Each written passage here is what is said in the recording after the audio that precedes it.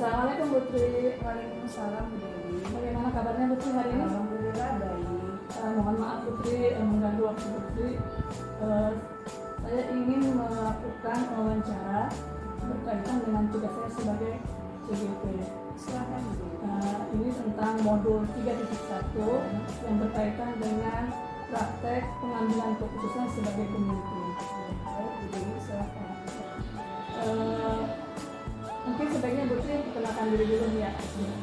Ya, terima kasih Bu. Nama saya Bu Tri Mustika Dewi, biasa dipanggil Bu Tri.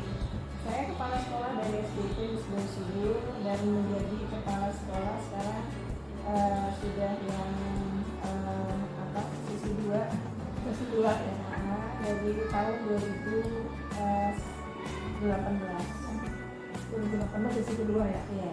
Sebelumnya udah pernah juga menjadi kepala sekolah. Ya, baik, kita bisa mulai Bu Tri. Silakan Bu Dewi. Mungkin selama ini Bu Tri mungkin mengalami banyak beberapa kasus ya, apakah berkenaan dengan rekan sejawat, guru-guru ataupun dengan siswa. Nah, bagaimana Bu Tri dapat mengidentifikasi kasus-kasus yang merupakan dilema etika atau rujukan moral? Ya, biasanya ketika ada kasus-kasus terjadi, saya akan mengidentifikasi kasus tersebut. Ketika mengidentifikasi, saya coba menganalisis sejauh mana kasus ini berkaitan dengan etika-etika yang ada. Nah, biasanya saya pun akan mencari sumber-sumber yang dapat menjadikan tambahan tentang permasalahan tersebut, sehingga saya bisa tahu sejauh mana permasalahan ini timbul, apakah termasuk yang tadi Etika ya, termasuk dilema etika atau tidak. Dan keputusan yang diambil biasanya saya berdasarkan yang tidak merugikan orang banyak, tidak merugikan lembaga, dan membawa keberkahan untuk semua. Begitu berarti Bu Tri mencari referensi dulu sebelum mengambil keputusan apakah ini dilema etika atau masuk rujukan moral. Selanjutnya Bu Tri, bagaimana Bu Tri bisa menjalankan pengambilan keputusan di sekolah ini, terutama untuk kasus-kasus di mana ada dua kepentingan yang sama-sama benar atau sama-sama mengandung nilai kebaikan? Ya, itu pernah terjadi di kami ketika itu ada penurunan yang sangat drastis pada penerimaan siswa peserta didik baru. Karena kita sekolah swasta, roda kita, bahan bakar kita berasal dari jumlah siswa. Ketika jumlah siswa drastis turun, otomatis pihak lembaga akan mengurangi semuanya yang berkaitan dengan kebutuhan siswa yang sudah tidak ada tersebut. Contohnya mungkin pengurangan guru, ada juga pengurangan sekolah. Di situ menjadi sebuah dilema. Ketika permasalahan itu timbul, guru harus diistirahatkan, sedangkan di satu sisi guru tersebut tidak salah dan mengajukan banding tidak ingin diistirahatkan. Berdasarkan pertimbangan yang banyak, dan akhirnya kita mengadakan rapat-rapat dan berkomunikasi dengan berbagai pihak. Kalaupun tetap dipertahankan, maka guru tersebut pun juga kemungkinan akan merugi karena keterbatasan dari pihak lembaga untuk menggaji guru tersebut. Jadi mungkin kita akan memotivasi guru tersebut lebih baik mencari di tempat lain yang prospek kedepannya lebih bagus daripada itu. Jadi langkah-langkah atau prosedur seperti apa yang bisa Bu Tri lakukan mungkin berkenaan dengan hal ini? Langkah-langkahnya tidak jauh berbeda dengan dengan yang sebelumnya. Tetap satu menganalisis resiko. Resikonya saya analisis. Kalau saya mengambil keputusan A bagaimana, keputusan B bagaimana. Kemudian yang kedua itu mengacu ya pada moral masyarakat, jadi tidak bertentangan. Yang ketiga adalah tidak bertentangan juga dengan peraturan dan kebijakan dari lembaga yang ada di sini. Terus saya juga mencari informasi yang relevan, dan terakhir mencari solusi alternatif alternatif. Kalau memang dilema itu masih ada solusinya, gitu. Jadi mencari solusi alternatif. Kalau tadi memang sudah tidak ada solusinya, maka solusi alternatif adalah saya akan memotivasi dulu untuk mencari tempat lain, atau saya sendiri membuka channel tempat lain yang bersedia menerima guru-guru tersebut. Jadi ada solusi yang guru yang akan diistirahatkan. Ya. Menurut Putri ini, hal-hal apa saja yang selama ini Putri anggap efektif dalam pengambilan keputusan pada kasus-kasus dilema etika? Hal-hal yang efektif dalam mengambil keputusan itu adalah ketika keputusan itu saya minta pendapat berbagai pihak, berbagai kalangan, dan juga saya mempunyai acuan, sehingga keputusan yang saya ambil tidak bukan keputusan yang sekejap atau keputusan yang main memutuskan saja.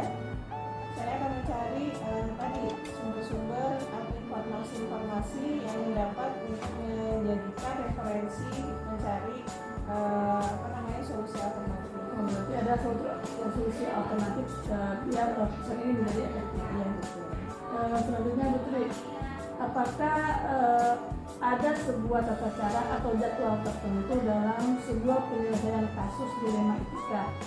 Contohnya, apakah Putri langsung menyelesaikan masalah tersebut di tempat tersebut, atau memiliki sebuah jadwal untuk penyelesaian masalah tersebut, atau bentuk dan prosedurnya seperti apa yang dijalankan?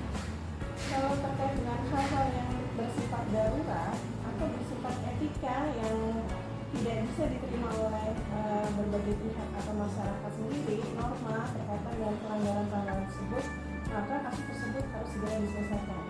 Tapi kalau kasus tersebut masih dalam taraf tidak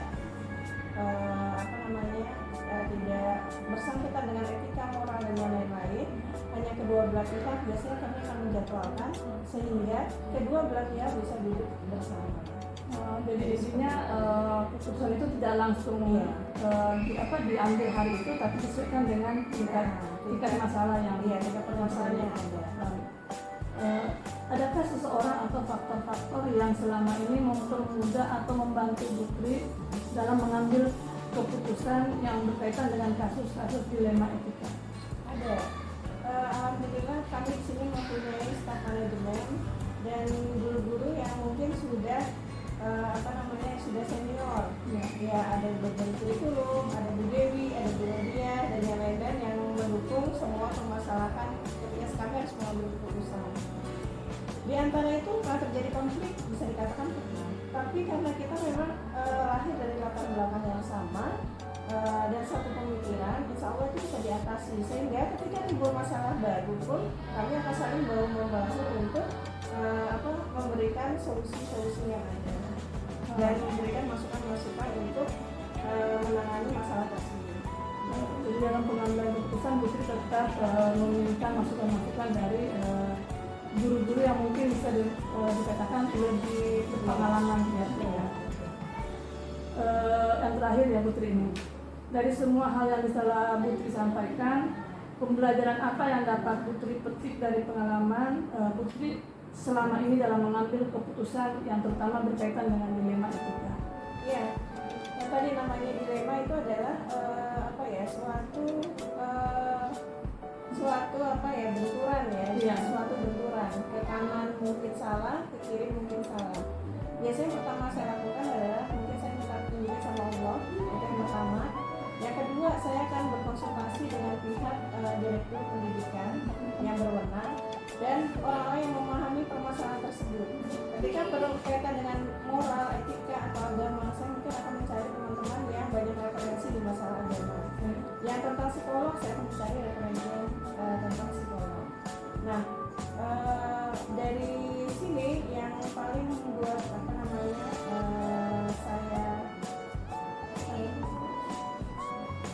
pembelajaran yang dapat diambil. Nah, itu tadi pembelajaran yang dapat diambil adalah bahwa dalam pengambilan keputusan ini memang tidak bisa dilakukan sendiri dan dengan terburu-buru itu tidak bisa. Berarti tetap ada masukan dari orang-orang lain. Tetap ada masukan dari orang lain, terutama minta petunjuknya sama Allah. Ya. Baik Putri, terima kasih atas waktunya Putri. telah membantu saya dalam menjalankan tugas saya. Semoga kedepannya tetap baik, menjadi pemimpin yang menjadi bijaksana buat kami. Ya, terima kasih saya ucapkan. Assalamualaikum warahmatullahi wabarakatuh. Waalaikumsalam. Terima kasih juga Bu Dewi. Semoga sukses dalam kedepannya dalam guru penggerak ini dan dapat men-share semua ilmu-ilmunya kepada kami. Terima kasih ya Bu Dewi.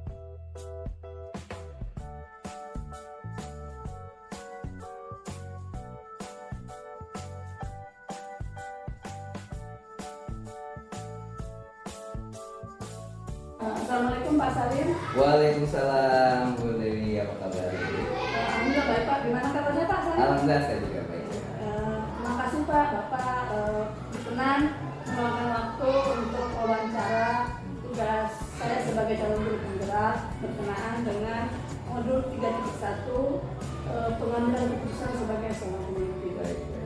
Sebelumnya, Betul ya. iya Pak, sebelumnya Bapak mungkin bisa perkenalkan diri. Ya, baik. Assalamualaikum warahmatullahi wabarakatuh. Nama saya Agus Salim. Saya Kepala Sekolah TKIT Misbah Sudur, Kayung Bogor. Terima kasih Pak atas perkenalannya. Kita langsung saja Ya, Pak. baik. Bagaimana nih Pak dalam mengidentifikasi kasus-kasus yang merupakan dilema etika ataupun bimbingan moral? Paling berat ya. Iya, udah sebagai pemimpin pastilah ya kita berhadapan dengan persoalan-persoalan seperti itu ya. Apalagi untuk kita ada atasan atau mitra ya, itu pasti ada. Nah, memang ini dibutuhkan kekuatan moral sendiri ya dari kita ya. Kalau kita punya prinsip bahwa itu baik dan benar, ini tidak baik dan tidak benar, di situ biasanya kita akan bisa menentukan keputusan. Tergantung kekuatan mental kita nih. Gitu. Jadi memang dibutuhkan kekuatan mental dan itu berasal dari dalam diri ya. Keyakinan kita bahwa yang benarlah yang kita perjuangkan sebisa mungkin ya. Mungkin pernah nggak ada kasus yang Bapak tanganin itu berkaitan dengan etika moral nih. Jadi etika moral itu adalah suatu keputusan yang dua-duanya benar dan kita harus ambil. Ya. Itu pernah nggak? Ya pernah dulu ya, apalagi kalau menyangkut mitra, menyangkut pimpinan kita di atas. Nah itu biasanya kan semua punya sudut pandang ya, punya sudut pandang yang mereka meyakini bahwa mereka benar. Mereka merasa yang satu merasa itu hak mereka ya, yang satu mereka mengatakan ini otoritas saya, otoritas kami, gitu kan. Maka di situ saya coba komunikasikan bagaimana Jadi komunikasi untuk menjadi solusi yang terbaik. Untuk bagaimana menjalankan pengambilan keputusan di sekolah ya yang Bapak pimpin, terutama untuk kasus-kasus di mana ada dua kepentingan yang sama-sama benar atau sama mengandung nilai kebaikan. Biasanya memang saya tidak ambil keputusan cepat ya, apalagi menyangkut nilai baik moral ya. Biasanya saya timbangkan sisi baik dan kita analisa ya, analisa sebaik mungkin dari berbagai sudut.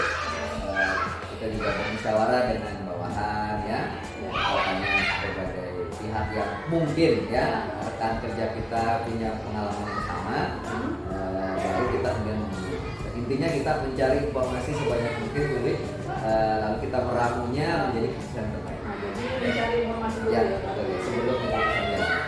Kalau langkah-langkahnya untuk melakukan itu? Ya langkah-langkahnya pertama biasanya saya stop, saya stop dulu ya. Ya saya tidak akan mengambil keputusan. Saya renungkan dulu baik-baik gitu kan. Saya timbang-timbang ya, kemudian tanya pendapat kiri kanan yang bisa dijadikan ukuran gitu ya. Kemudian kita analisa lagi baik buruknya, lalu sampai kita mengambil. Biasanya di ujung-ujungnya itu saya ya istimewa dulu. Ya. Hal-hal apa saja yang selama ini Bapak anggap efektif dalam pengambilan keputusan? Ya. Biasanya pertama saya cari informasi itu tabayun ya, mengkonfirmasi orang dari kedua belah pihak yang berseberangan barangkali sampai saya menemukan titik temu ya. Kemudian juga saya biasanya mencoba mengasih jeda dulu, terhadap persoalan ini. Tentu ada batas waktu ya yang akan saya ambil, baru setelah itu Oke, ya kalau sudah saya ambil, saya yakin Bu Dewi, saya tawakal, saya pasrah, apapun yang terjadi, ya saya komit sama yang saya putuskan.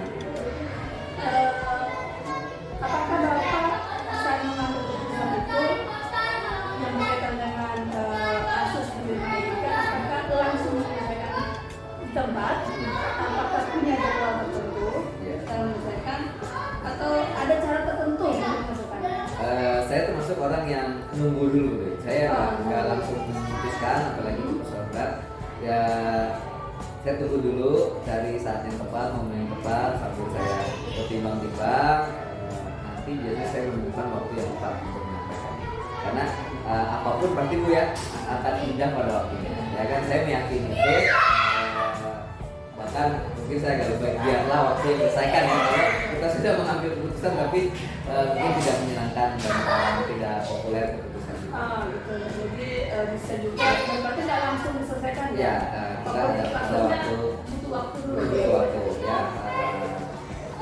Biasanya saya perbaiki juga komunikasi dengan orang yang bersangkutan. Kalau itu untuk masalah ya.